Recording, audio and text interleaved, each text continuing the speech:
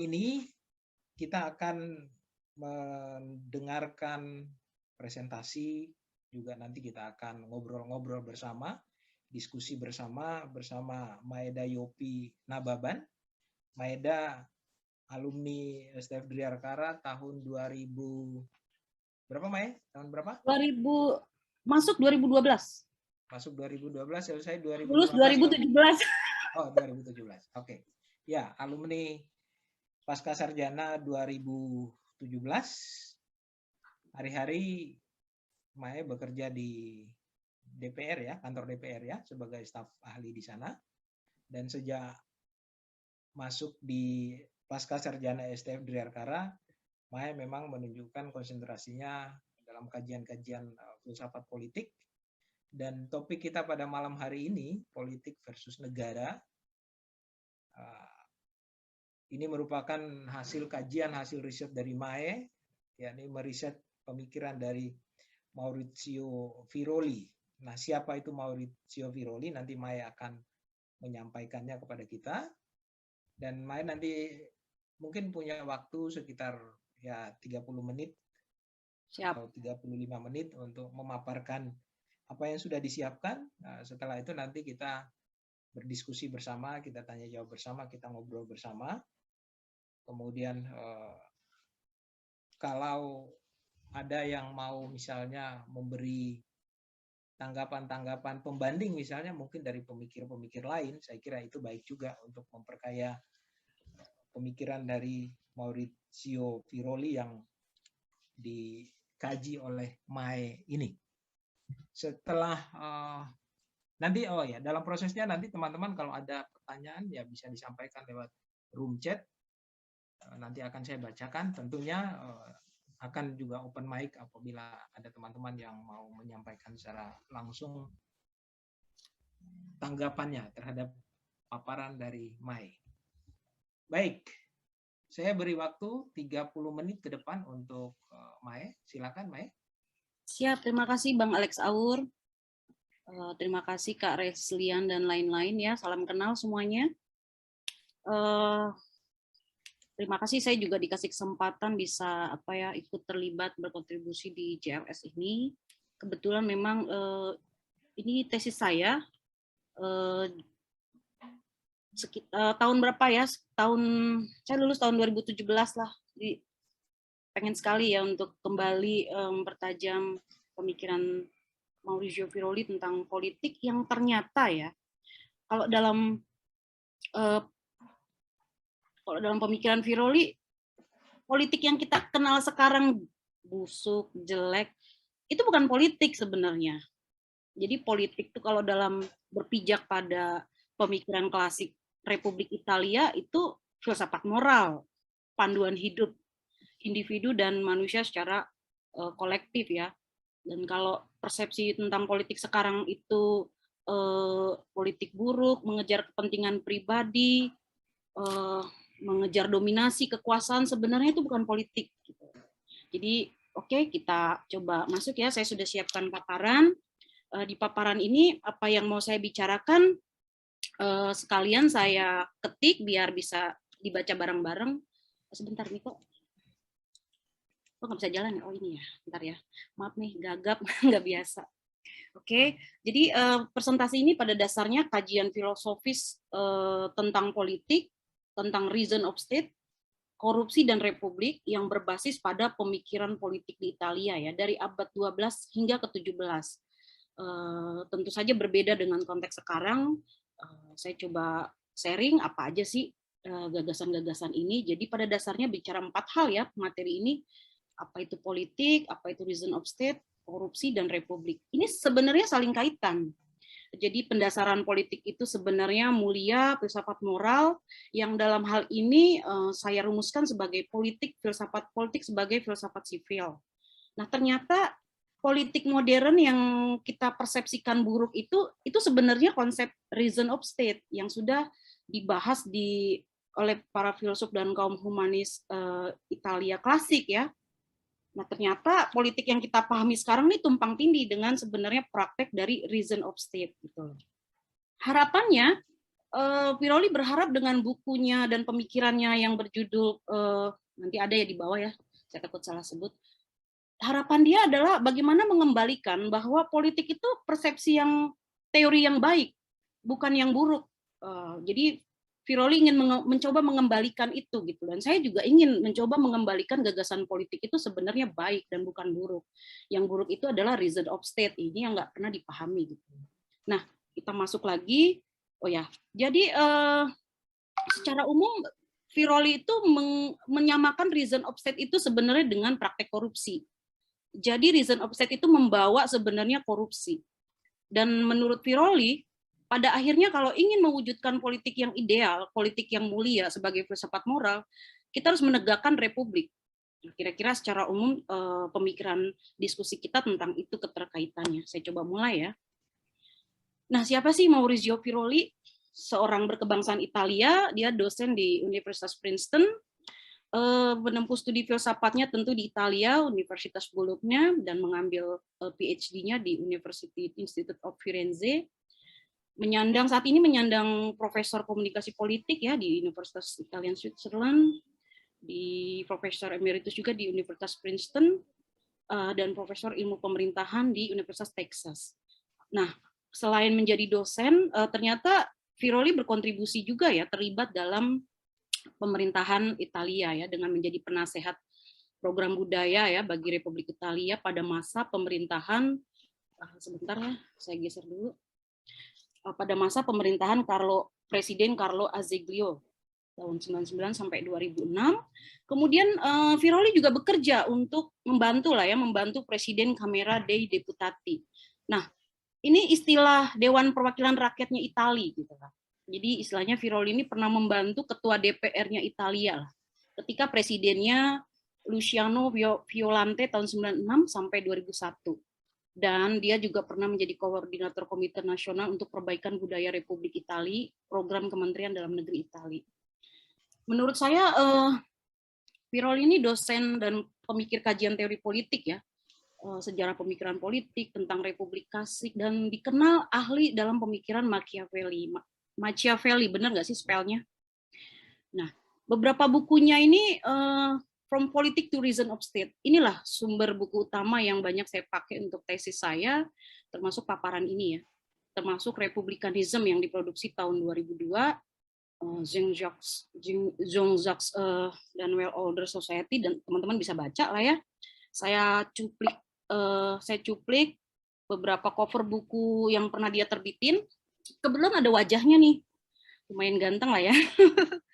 Jadi ini beberapa bukunya, kemudian juga ini.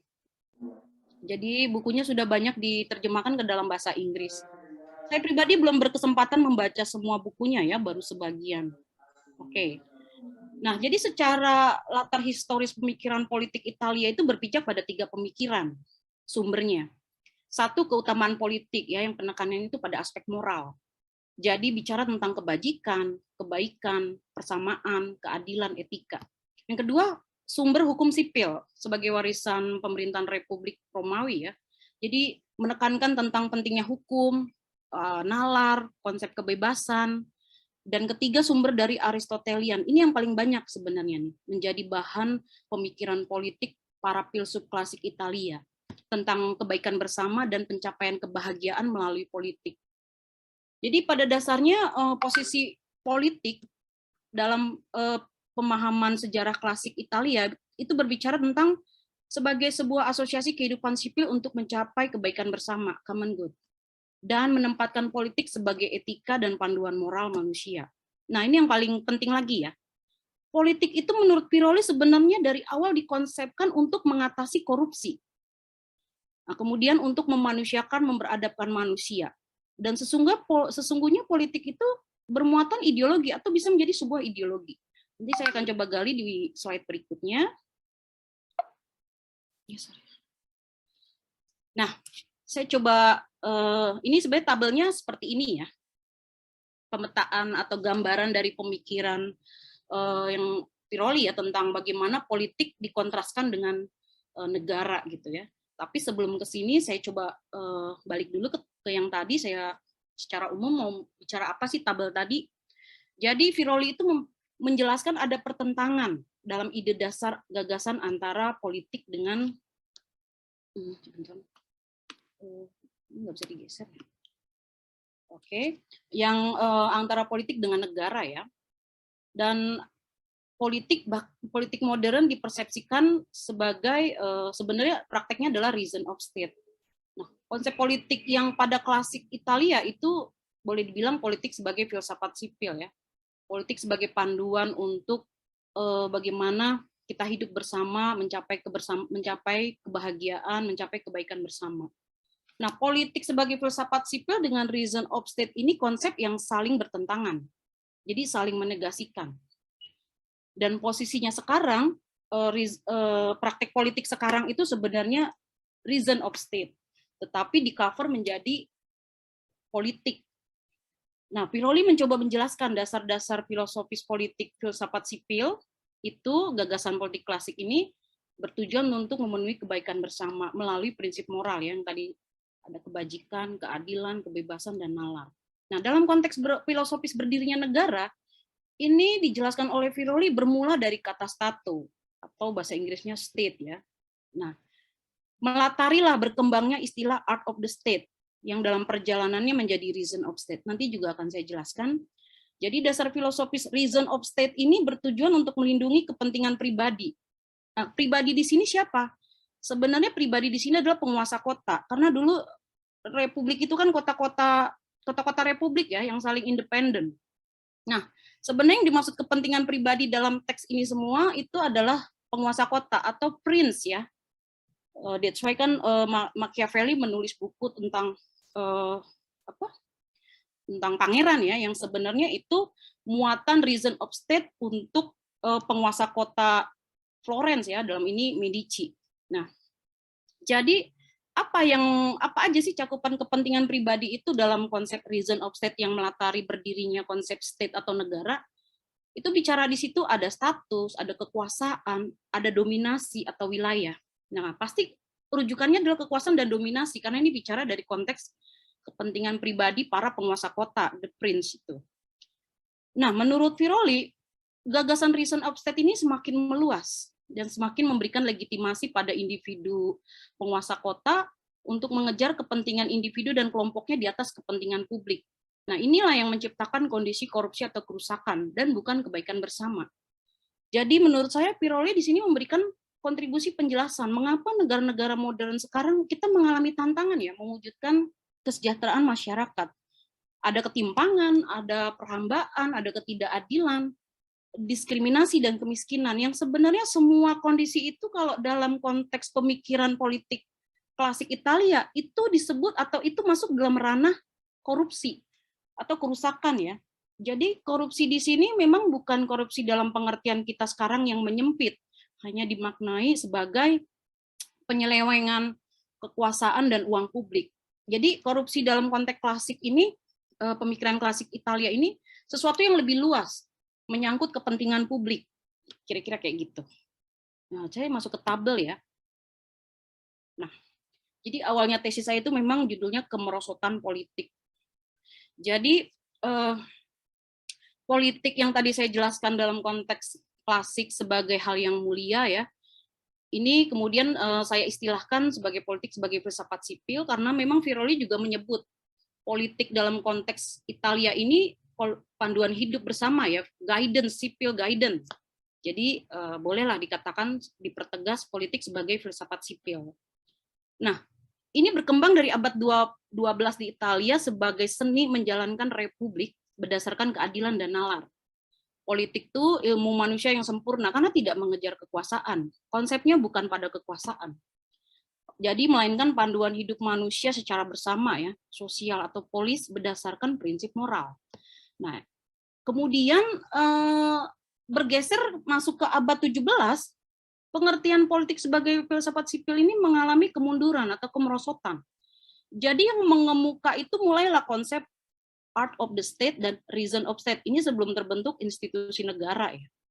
Jadi dipahami oleh para filsuf Republik Italia klasik itu art of the state ini ataupun nanti yang kemudian menjadi reason of state ini soal seni meraih dan melindungi kepentingan pribadi dari sang prince tadi ya, penguasa kota, yang berorientasi pada kekuasaan dan menggunakan segala cara untuk bagaimana caranya mengontrol institusi publik. Jadi sebuah rasionalisasi segala cara, bagaimana caranya ya menjaga kepentingan dan kekuasaan mereka gitu ya. Nah, turunan-turunannya apa aja nih? Jadi buku Viroli From the State to Reason of State itu menggali begitu banyak pemikiran filsuf Republik Italia klasik ya. Ada banyak sekali, saya nggak hafal semua, tapi adalah beberapa yang nanti di bawah slide ini saya tunjukin, dari yang penganut politik filsafat sipil sampai yang penganut reason of state. Pada prinsipnya, politik sebagai filsafat sipil itu menempatkan politik itu mulia. Kenapa mulia? Karena ditujukan untuk pemenuhan kebahagiaan. Nah, ini berdasarkan konsep Aristoteles ya. Jadi orientasinya bukan kekuasaan, tujuannya adalah kebaikan bersama, prinsipnya adalah mengutamakan kepentingan publik, harus berdasarkan keutamaan ya atau kebajikan. Jadi pemimpin dan warga tuh harus punya virtu. Kemudian harus menegakkan keadilan, harus juga berprinsip pada nalar, rasio. Nalar ini dikaitkan dengan kebenaran ya, kebaikan. Kalau bukan kebenaran kebaikan ya bukan nalar gitu. Artinya tidak di-guidance oleh nalar, akal budi manusia. Kemudian politik sebagai filsafat sipil juga mensyaratkan hukum untuk menjaga kebebasan manusia. Nah, pada akhirnya politik filsafat sipil ini harus menghasilkan manusia politik. Dan ini menurut Viroli harus dimiliki oleh pemimpin dan warga. Jadi bukan cuma pemimpin yang dituntut harus memiliki kualitas manusia politik. Menurut Viroli, kalau tidak ke semua unsur pemimpin dan warga punya kualitas manusia politik, maka nggak akan tercapai yang namanya politik filsafat sipil. Dan ini yang paling saya suka ya, yang dijelaskan oleh Viroli. Politik filsafat sipil ini menegasikan perhambaan dan ketergantungan. Jadi dalam politik itu setiap individu harus menjadi manusia yang utuh, yang bebas, dan punya kebebasan sejati, lepas dari ketergantungan. Dan untuk mencapai politik filsafat sipil ini menurut Viroli harus dalam bentuk republik ya. Karena Viroli menjelaskan dalam bukunya Republikanism, bagi Viroli yang berbasiskan sejarah klasik Republik Italia, republik itu teori kebebasan politik. Nah, ini kontras ya dengan poin-poin tentang reason of state yang berbicara tentang melegalkan tujuan kepentingan pribadi, yang mengejar dominasi dan kekuasaan, yang membangun jaringan pertemanan dan faksi politik, karena faksi politik itu udah muncul ya di abad-abad 15 di kehidupan kota-kota politik Italia ya, termasuk di Florence. Faksi politik itu udah muncul ya, sudah ada partai politik loh. Dan itu memang berangkat dari jaringan pertemanan sang pangeran ya, sang penguasa kota. Nah, menurut Viroli juga reason of state ini juga melegalkan ada unsur ketidakadilan, juga menumbuhkan persaingan, juga melegalkan semangat perlindungan diri individu. Dan menurut Viroli mengangkat dari para filsuf klasik, reason of state ini sebenarnya berangkat dari kondisi alamiah manusia. Manusia itu punya ambisi, punya hasrat dan keinginan yang tidak terbatas. Nah, ini yang sangat berbahaya, yang menciptakan korupsi. Jadi, reason of state ini pada akhirnya akan melegalkan yang namanya kebebasan penuh pada sejumlah orang, tetapi akan menimbulkan kesewenangan pada sejumlah warga. Dan pada akhirnya akan menghasilkan manusia negara. Manusia negara itu dalam arti manusia yang lebih mengutamakan kepentingan pribadinya. Dan pada akhirnya, reason of state itu sebuah gerakan anti-politik atau praktek anti-politik. Nah, ini yang kalau menurut Viroli, reason of state itu yang mendasarkan filosofi kata negara ini, state, sebenarnya bermuatan korupsi. Kira-kira ini skemanya ya dari presentasi diskusi kita malam ini. Nah, coba saya ke slide berikutnya. Nah, saya jelasin ini ya, kutipannya Viroli, basis untuk mengatakan bahwa awal mulanya tuh konsep negara tidak dikenal. Dan konsep negara ini bermula dari kata status. Kalau dalam bahasa Italia, stato itu ya. Sebenarnya dari awal konsep negara atau state itu mengacu pada keberadaan pangeran, penguasa kota, yang merujuk pada keberadaan adanya suatu kerajaan kekaisaran atau suatu bentuk dominasi atau kekuasaan. Jadi negara itu pada konsep kata awalnya memang merujuk pada penguasa kota. That's why kan sampai hari ini kita mengenal ya ada istilah status quo ya. Itu memang karena berangkat dari yang tadi saya jelaskan itu ya, berangkat dari kata state, negara itu berangkat dari kata status atau stato. Nah, ini dua filsuf klasik yang mengatakan hal yang sama ya. Satu lagi Giovanni Botero. Yang dia mengatakan negara memang awalnya mengacu pada keberadaan pangeran dengan kekuasaannya. Nah, dengan demikian dasar gagasan negara atau state ini satu merujuk pada pengertian adanya jaringan partisan, merepresentasikan sebuah wilayah kekuasaan ya, kewilayahan, dan merujuk adanya konspirasi kepentingan. Nah, ini yang pernyataan menarik diangkat Viroli. Menurut Viroli, negara itu tidak dimiliki oleh warga. Bukan Viroli yang mengatakan ini. Viroli mengutip, saya lupa ya siapa filsuf klasik yang mengatakan ini, tapi di kata-kata ini ada, negara tidak dimiliki oleh warga. Warga itu dianggap tidak memiliki hak kewilayahan atau kedaulatan. Pangeran dan penguasa kota lah yang memiliki hak untuk bertindak bagaimana cara memperkuat dan memperkaya kota. Kira kayak gitu ya. Berikutnya, ini sekilas lagi saya ulas politik sebagai filsafat sipil, sebagai ilmu tertinggi yang berkembang dari abad 11 sampai 13 di kota-kota Italia. Dan salah satu yang menarik, harus di politik dilekatkan dengan prinsip keadilan dan nalar ya, berangkat dari pemikiran Cicero ya. Dan menurut Cicero, rasio yang benar, nalar yang benar dalam konteks politik itu dipahami sebagai persamaan menata keputusan dalam legislasi, konsultasi, memimpin, dan mengadministrasikan keadilan. Dan itu semua syarat dasar untuk memenuhi kebaikan bersama. Kemudian hukum. Hukum ini diturunkan dari prinsip nalar, bahwa hukum itu instrumen untuk menjaga kebebasan dan keadilan. Nah, tadi di awal kan saya sudah bilang ya, menurut Viroli, politik itu untuk memberadabkan manusia. Dari apa? Nah, menurut Viroli, manusia itu punya kealamiahan yang sebenarnya menjadi kelemahan manusia.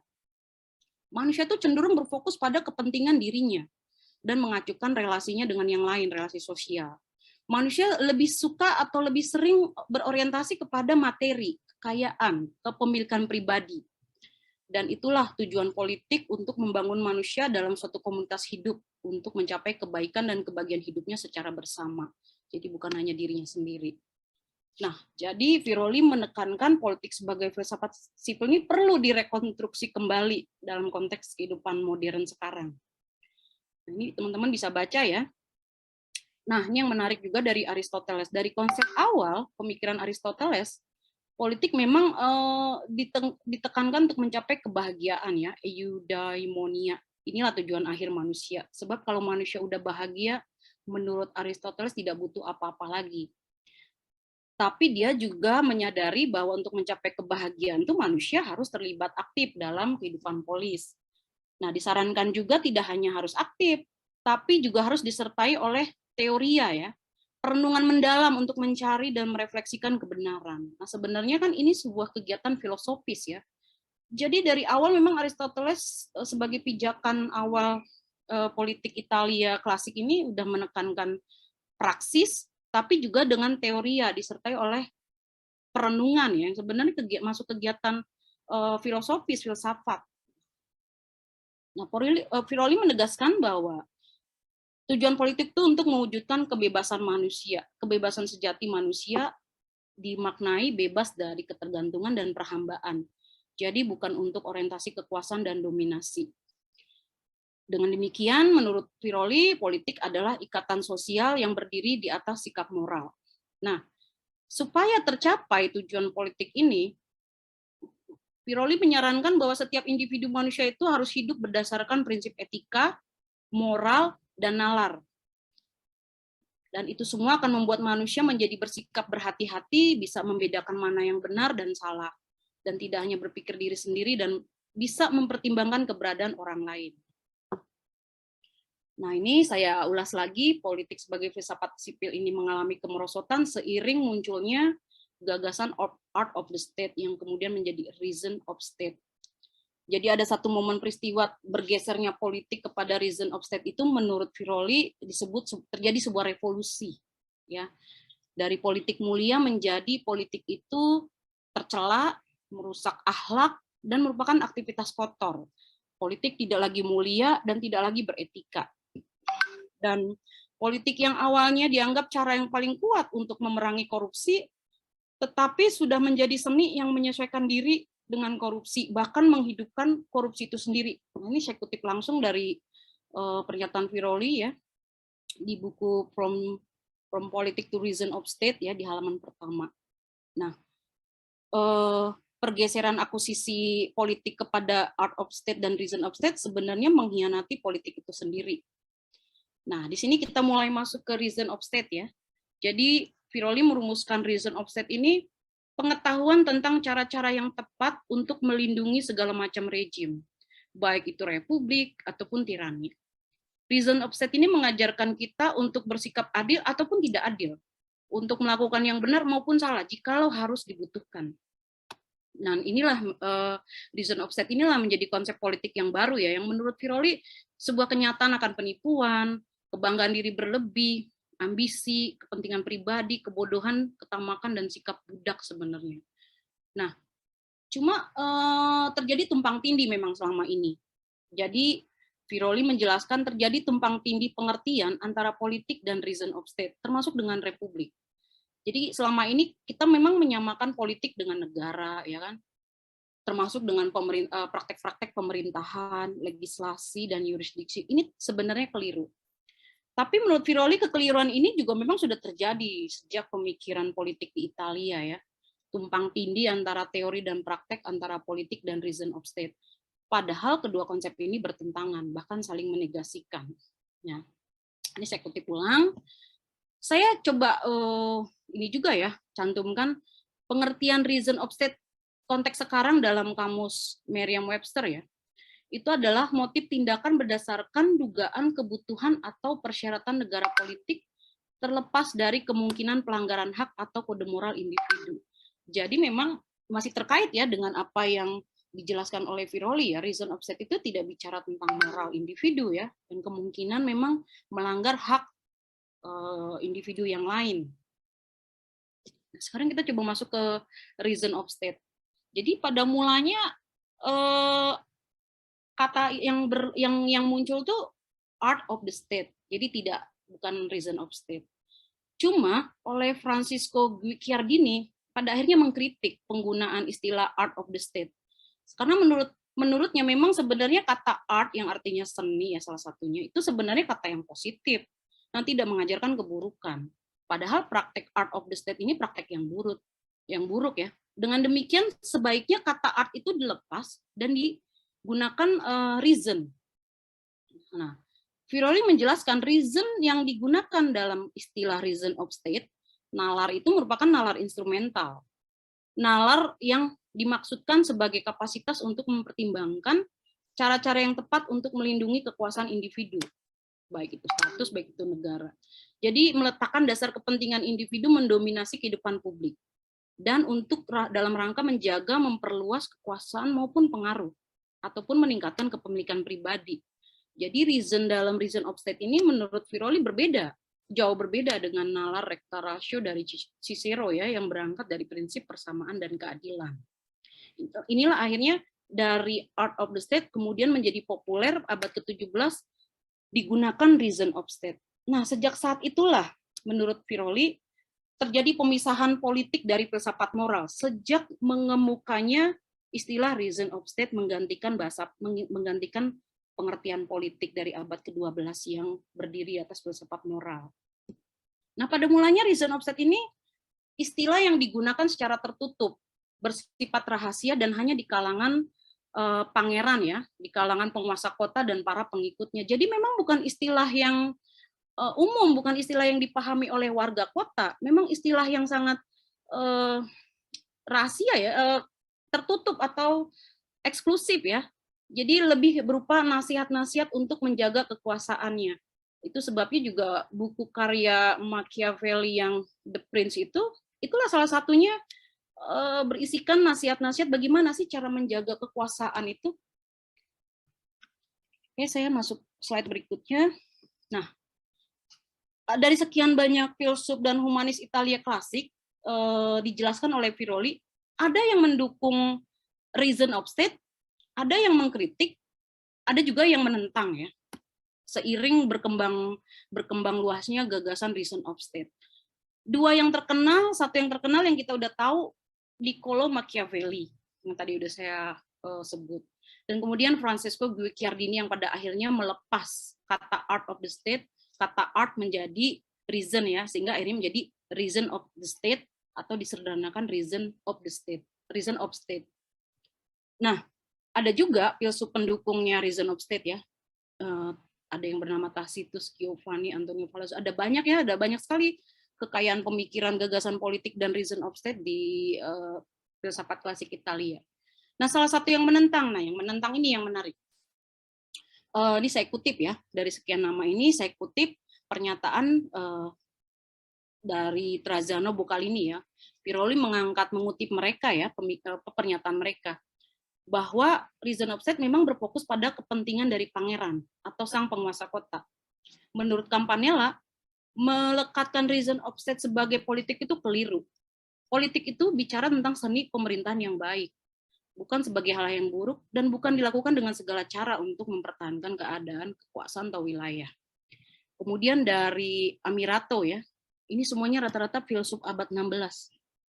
Menurutnya reason of state itu alasan dari apapun, siapapun yang mendominasi, dan terdiri dari hal-hal yang tersembunyi, hukum-hukum rahasia dan keistimewaan. Memang diciptakan untuk keamanan dari dominasi khusus. Satu lagi dari Alberto Fabri, diangkat oleh Viroli ya dalam bukunya, menurut dia, reason of state itu lahir bersamaan dengan kemunculan pemerintahan. Jadi selama ada pemerintahan, ya di situ akan selalu ada reason of state, suatu pemerintahan tirani. Dan kata politik pada akhirnya digunakan untuk menutupi praktek-praktek pemerintahan yang buruk tersebut.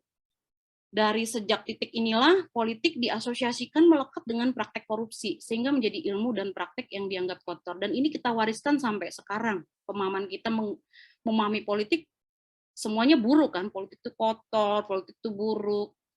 Ya ini cikal bakal dari berkembangnya gagasan reason of state. Nah, Viroli menjelaskan ada yang menyamakan reason of state dengan politik, ada yang menganggap reason of state itu bagian dari politik, tapi nggak dikit juga, ada banyak juga yang mempertentangkan politik dengan reason of state. Jadi memang tumpang tindih ini di sejarah pemikiran klasik Italia ya memang terjadi, dan ini terwariskan hingga sekarang ya, sehingga menimbulkan pemahaman yang tidak lagi yang berbeda ya, bahwa politik itu buruk. Jadi pada akhirnya pernyataan Viroli ya, reason of state itu tidak memiliki legitimasi yang sah, ahistoris, berbeda dengan politik yang memiliki dasar filosofis yang jelas, bisa dilacak gitu loh. Tapi kalau reason of state ini kan pendasaran teorinya tidak ada. Berangkat awalnya itu dari sebuah istilah yang tertutup, yang didominasi oleh penguasa kota, tapi pada akhirnya menjadi sebuah sistem yang melegalisasi siapapun individu yang kuat, dia boleh untuk berkuasa di kota dan bisa memimpin. Dan menurut Viroli menuduh ya, sebenarnya reason of state ini lebih banyak praktek hasil perang dan penaklukan. Jadi pemaksaan kehendak dari penguasa dan bukan berangkat dari kesukarelaan warga. Nah, menurut Viroli, baik art of the state sampai kepada reason of state itu berangkat dari kondisi alamiah manusia. Tadi saya udah sempat jelasin ya di awal. Nah, Viroli curiga ya, atau bahkan sudah menyatakan, sebenarnya reason of state ini bekerja atas motif kepentingan ekonomi, tidak memiliki dimensi moral, tidak juga memiliki dimensi sosial. Jadi memang dimaksudkan untuk memperluas hak individu terhadap status, kekuasaan, kekayaan maupun kepemilikan pribadi. Pada mulanya, menurut Viroli, art of the state ini dipahami sebagai seni untuk mempertahankan keberadaan diri.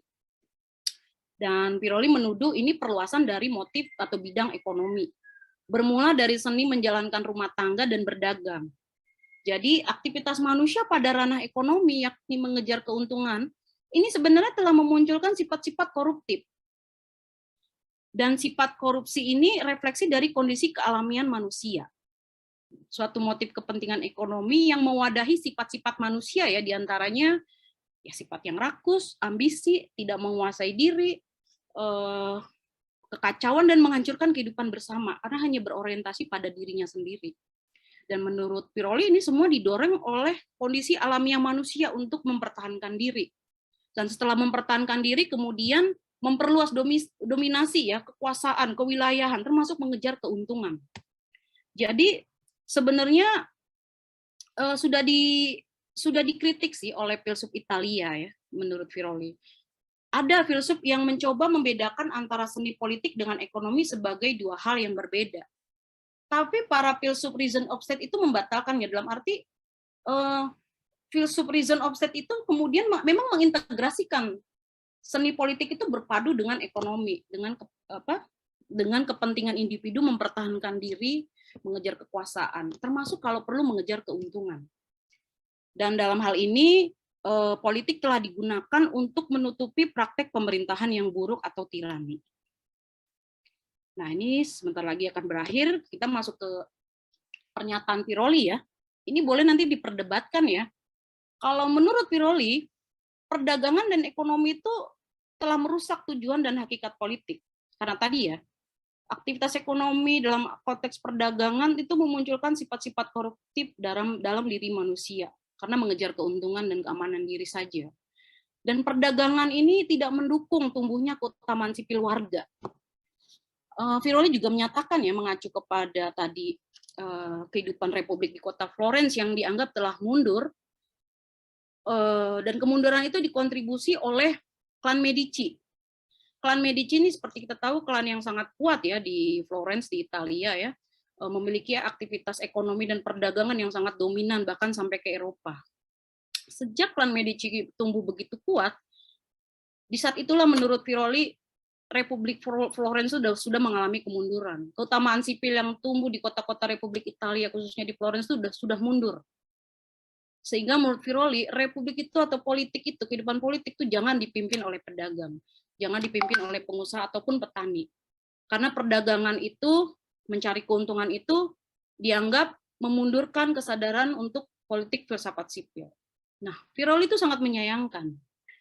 Uang dan kekayaan yang dulunya menjadi sarana ya, sarana pertukaran, tetapi berkembang menjadi tujuan hidup manusia.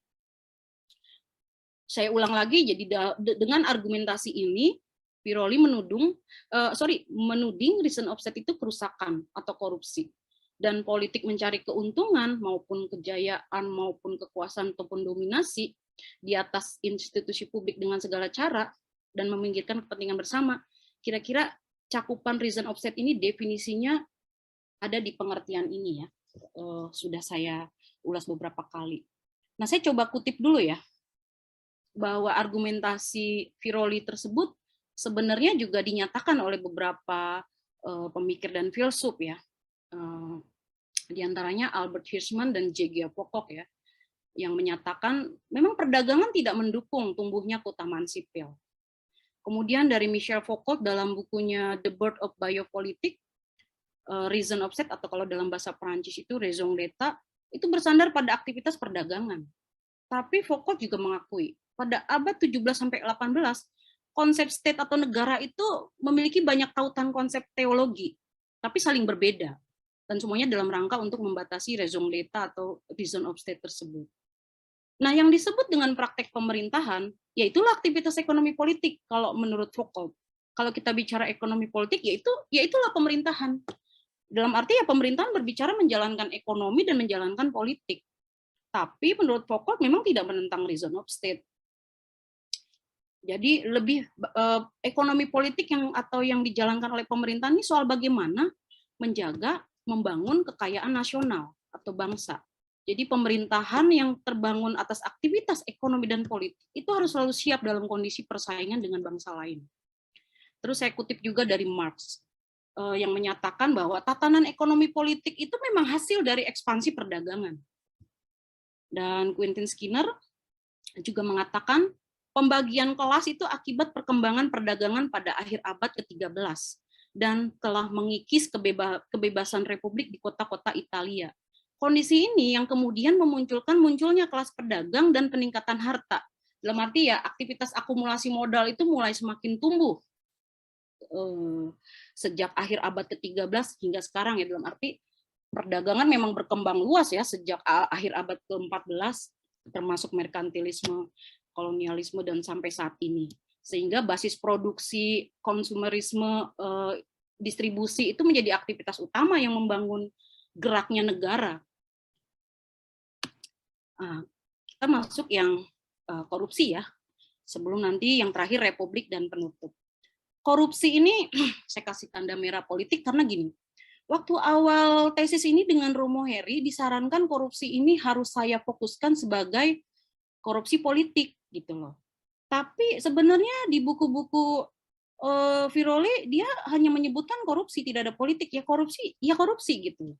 Jadi saya tetap berpatokan pada korupsi ya sebagai sebuah terminologi dalam konteks politik klasik Italia, sebuah problem moral. Jadi bagi Viroli korupsi itu problem moral, menunjukkan ketiadaan keutamaan kebajikan dalam diri warga, dalam diri manusia, ketiadaan nalar, dan menegasikan prinsip politik atau membubarkan politik filsafat sipil. Apa aja sih cakupan yang disebut dengan korupsi ini? Menurut penjelasan Viroli, korupsi ini soal adanya kerusakan di tubuh politik. Jadi tubuh politik itu bicara tentang polis, bicara tentang komunitas kita hidup. Jadi yang disebut korupsi ya rusaknya kehidupan bersama gitu loh. Tidak ada pengutamaan kepentingan publik, tidak ada terwujudnya kesejahteraan bersama, yaitu artinya korupsi. Cuma kan korupsi dalam konteks modern yang kita pahami sekarang kan lebih pada persoalan, lebih pada definisi penyalahgunaan kekuasaan dan jabatan publik ya. Jadi saya merasa ini menarik ya. Ini harus dikembalikan bahwa korupsi itu bukan hanya sekedar penyalahgunaan jabatan publik sebenarnya. Ini bicara moral kita semua yang hidup bersama gitu ya. Nah, kondisi kemiskinan juga cermin dari adanya korupsi. Demikian juga perhambaan, ada subordinasi, ada kepemilikan pribadi. Kepemilikan pribadi di sini mungkin maksud saya kekayaan ya. Kekayaan itu, kekayaan yang berlebih dari sejumlah individu itu sebenarnya korupsi. Saya bingung ya, misalnya kayak Jeff Bezos, kayak Zuckerberg, kayak Jack Ma, bisa punya harta ratusan triliun ya, atas nama suatu menghasilkan sebuah produk, padahal ada banyak ribuan orang yang bekerja untuk menghasilkan produk itu, tapi kekayaan itu bisa hanya jatuh kepada satu orang gitu loh. Sebenarnya kalau lihat dari pemikiran korupsi klasik Italia, ini kondisi korupsi yang kita alami sekarang ini kondisi korupsi, bukan kondisi ideal. Sementara miliaran orang dari seluruh di muka bumi ini hidup pas-pasan ya, hidup miskin gitu, tapi segelintir orang bisa punya harta begitu banyak gitu, ada ketimpangan yang sangat luar biasa. Mae, ya 5 menit lagi ya. Oke, saya masuk ke poin terakhir ya tentang republik ya. Jadi pada dasarnya teman-teman udah nangkap juga ya konsep korupsinya Viroli. Pijakan Viroli ini korupsi Viroli ini berpijak pada Cicero, Aquinas dan Agustinus. Saya rasa teman-teman juga udah pada tahu ya, saya skip. Saya coba masuk ke terakhir nih, republik. Jadi Viroli ini menentang liberalisme dan demokrasi liberal. Untuk itu dia mengajukan republik. Karena hanya dengan republiklah akan menjamin kebebasan dan karena liberalisme dan demokrasi liberal itu cuma menjamin kebebasan dan kepemilikan pribadi semata. Jadi bagi Viroli, liberalisme ini cuma teori politik individualistik yang menyatakan bahwa tujuan utama komunitas politik melindungi kehidupan, kebebasan, dan hak milik individu. Dalam satu hal, memang liberalisme berhasil mempertahankan kedaulatan individu dari campur tangan negara dan individu, tapi tidak mengakomodasi kebebasan sejati warganya, yaitu bebas dari ketergantungan. Nah, Viroli dengan hal ini jelas menentang gagasan yang bermuatan penindasan, ketergantungan, dominasi, dan kekuasaan. Dan menurut Viroli, politik dan republik ini adalah alternatif untuk menentang liberalisme dan demokrasi. Untuk itu, Viroli menawarkan republik untuk mengatasi korupsi dan reason of state. Jadi, republik merupakan teori kebebasan politik ya. bagi Firoli. Dan ini berbeda dengan berbeda dengan liberalisme dan demokrasi liberal. Jadi konsep kebebasan republik itu lebih kompleks, diantaranya satu, mensyaratkan bebas dari dominasi, di mana individu berdaulat, warga itu berdaulat, tidak bergantung pada kehendak orang lain. Kebebasan dalam republik ini bagi Firoli bertujuan untuk mengemansipasi manusia dari kondisi ketergantungan. Kalau bicara ketergantungan, pasti kaitannya menurut saya ketergantungan ekonomi. Dengan kata lain, ini juga menentang kondisi kemiskinan. Karena menurut Firoli, kondisi miskin itu tidak memungkinkan manusia untuk hidup dalam kebajikan. Jadi kebebasan sejati hanya akan terjaga kalau warga memiliki kebajikan sipil. Dan republik di sini bukan teori demokrasi partisipatori langsung ya, melainkan sebuah representasi pemerintahan sendiri, tapi berada dalam batasan konstitusional hukum. Nah, kesimpulan yang bisa saya berikan ya, mungkin untuk bahan diskusi ya. Jadi dari berbagai pemikirannya, Firoli sebenarnya tidak bicara konsep ideologi, enggak juga bicara tentang sosialisme atau komunisme gitu ya. Firoli berbicara tentang hakikat politik itu ternyata bermuatan ideologi. Jadi kita sebenarnya nggak perlu tuh cari ideologi baru. Politik udah bicara tentang nilai-nilai moral, kebebasan, keadilan, dan nilai-nilai humanisme. Ini yang harus dikembalikan. Dan Firoli menyayangkan kenapa manusia kok menemukan konsep kebahagiaan tuh di luar dirinya gitu. Dan ini terasa ya, kita tuh lebih mengukur pencapaian manusia dan kebahagiaan tuh dengan materi, uang, kekayaan. Manusia berpaling dari relasi diri terhadap orang lain. Manusia juga sulit mengatasi kealamiahan di dalam dirinya. Nah, inilah tugas politik. Bagaimana mewujudkan kesejahteraan kebahagiaan hidup bersama. Dan pembentukan institusi politik, dalam hal ini politik sebagai filsafat sipil, memang harus dipaksakan, harus kita hidupkan kembali. Dan negara modern yang kita kenal sekarang nih, pemerintahan liberal dan demokrasi, jangan-jangan ya, sebenarnya institusi publik yang gagal memberikan keadilan dan kesejahteraan bagi warga, karena memang tidak berdiri untuk kebaikan bersama ya. Tadi saya udah bilang, ada individu yang bisa sangat kaya luar biasa, tapi lebih banyak orang masih hidup dalam kemiskinan. Apapun ideologi negara bangsanya ya, apapun perbedaan sistem pemerintahannya, polanya sama kan situasi yang kita hadapi sekarang. Nah, tapi boleh juga ya kita bertanya-tanya dari pemikiran Firoli ini. Politik ini sebenarnya jangan-jangan cuma cita-cita atau tujuan hidup manusia, harapan yang belum jadi realitas.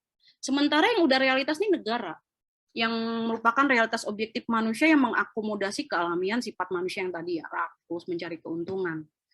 Dan korupsi ini memang jangan-jangan konsekuensi dari gagasan dasar negara yang berkembang, reason of state yang berkembang dalam institusi negara yang kita hidup sekarang ya, yang mengakomodasi kealamian manusia. Tapi Firoli tentu bukan manusia yang sempurna, gagasan republik politik klasik Italia juga bukan hal yang sempurna ya. Firoli sangat mengidealkan republik sebagai bentuk kehidupan politik sempurna. Tapi kan kita tahu juga nih, republik klasik di kota-kota Italia juga kan nggak sempurna. Ada kok perbedaan status dan kelas sosial. Gagasan politik mulia itu sebenarnya kan berdiri juga di atas perbedaan status sosial. Kalau dari zaman Aristoteles, ada plebeyan yang tidak punya hak suara politik, tapi warga hanya orang-orang yang memang kelas menengah ke atas ya, atau ya penguasa, ya bangsawan gitu. Tapi kaum plebeyan sebagai yang paling banyak tidak diakui sebagai warga gitu. Mungkin itu ya dari saya. Semoga bermanfaat. Silakan kalau kita diskusi, teman-teman punya pandangan, masukan, kita diskusi. Terima kasih Bang Aur. Ya, baik. Terima kasih Mae. Ya, teman-teman semuanya. Mae sudah mengantar kita ke dalam pemikiran Maurizio Firoli dengan penjelasan yang panjang, tentu mendalam juga. Ada dua hal di situ, politik berhadapan-hadapan dengan negara. Dan kita akan masuk dalam diskusi. Di room chat kita sudah ada beberapa pertanyaan. Ada yang bersifat pertanyaan informatif, dan juga ada pertanyaan-pertanyaan yang bersifat analitik ya.